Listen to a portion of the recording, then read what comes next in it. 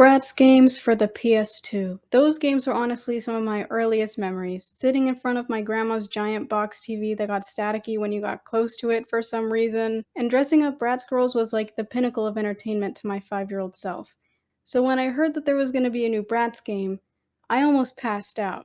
Mind you, that was before I saw the trailer, and then I wasn't that excited anymore. I know this video is late because the game came out in like November, but guys, please leave me alone. I asked for the game for Christmas, so I only got to play it like a few days ago. So for all my girls, gays, theys, and some men that played the Bratz game when they were younger, this is for you. By the way, don't get mad at me, this channel is not just going to be dedicated to Bratz content, I just so happened to play the game after reviewing the movie. So if you're not a big fan of Bratz, but you're a big fan of me, please, I promise I will deliver normal content soon. Anyways, I'm going to separate this video into 3 parts. The first part being me explaining the game and the plot, the second being the things I liked about the game, and the third being the things I didn't like and my criticisms. So let's get started. So in Bratz Flaunt Your Fashion, you're a fashion journalist interviewing designers and celebrities for your magazine.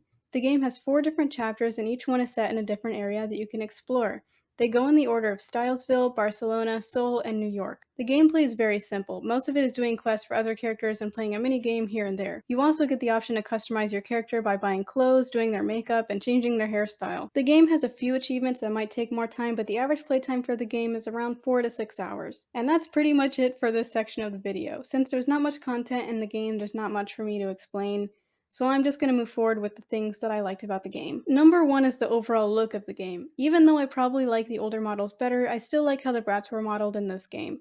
They have a really cute look and you can tell they're a direct reference to the 2001 art style. I also thought that the maps looked nice. There are things I didn't like about the maps, but I'll get into that further in the video. But I think the style fit nicely with the Bratz brand. Number 2 is that they tried being more original. I appreciate that they didn't just copy and paste old stuff into the game and that they genuinely tried making it different and more modern than the first ones. So even though this may be an unpopular opinion, I'm glad that they tried something different. But I would like to see a direct remaster in the future. Lastly, and probably the thing I liked the most about the game, was that it was very on brand for the Bratz, in the sense that they kept all the personalities of the characters exactly like how they were in the games, the movies, and the series. There were so many little parts in the game where you can tell the writers were very well versed on the franchise. And I love the references that all the people who grew up with Bratz would recognize. Little things like referring to a lance, including the iconic red bridge from the original games, and even having an instrumental of Let Go from the end of the Bratz Diamonds movie as the airport music. They even had the original voice actor for Chloe, Olivia Hack, and she did a great job with her lines.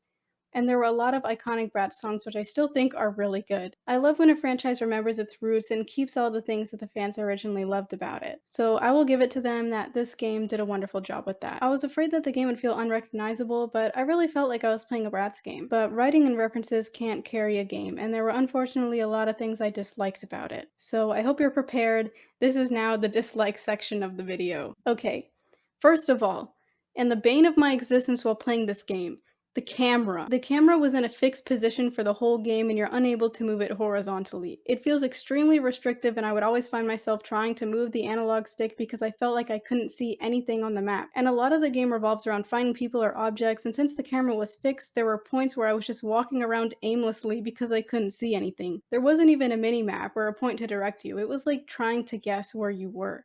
Not to mention the maps were absolutely enormous for what they were and virtually empty. There were only 3 points of interest in each map: a clothing store, a makeup and hair salon, and a tech store. But in every map there seemed to be 100 storefronts, which felt like massive and seemingly useless space. So though pretty, the functionality of the maps were definitely lacking just because of the camera. Honestly, I know why they did this. They forced the viewer to only see the front of everything so they could save resources by not modeling the back. They used a technique like this in Animal Crossing, but it was really well done and I felt like I could see while playing the game, so it wasn't a problem then. But here, it was just used incorrectly, I feel, and I feel like it harms the gameplay. My second complaint is the lack of customization. One of the main things about the first games was the fact that you could dress up the Bratz, not to mention the iconic makeup customization options. You can make all their outfits cohesive or give them all separate styles. I mean, what would be a Bratz game without dressing them up? Even though this game does have clothing, makeup, and hair options, You have nowhere near the customizability as the previous game. Some clothes are cute, but none of them are super cohesive, and I found myself just liking their base outfits more than any of the other options. Oh yeah, and did I mention you can only play as one girl per chapter? So that element of the game was pretty much not there for me, which is a shame because that was my favorite part of the older games. My third complaint is that the game just felt unaware of its audience. The complaint isn't that big of a deal for me, but I thought I'd mention it anyway. Bratz as a brand is kind of in this weird spot right now where they're deciding if they still want to be for kids or for the adults that grew up with the franchise. Flaunt Your Fashion played very much like a kids game, but also left obvious references from the previous installments for the older audience. Like, I just don't really understand who they expected to play this game if they kept it very childlike. And lastly, my biggest complaint, the game just felt empty.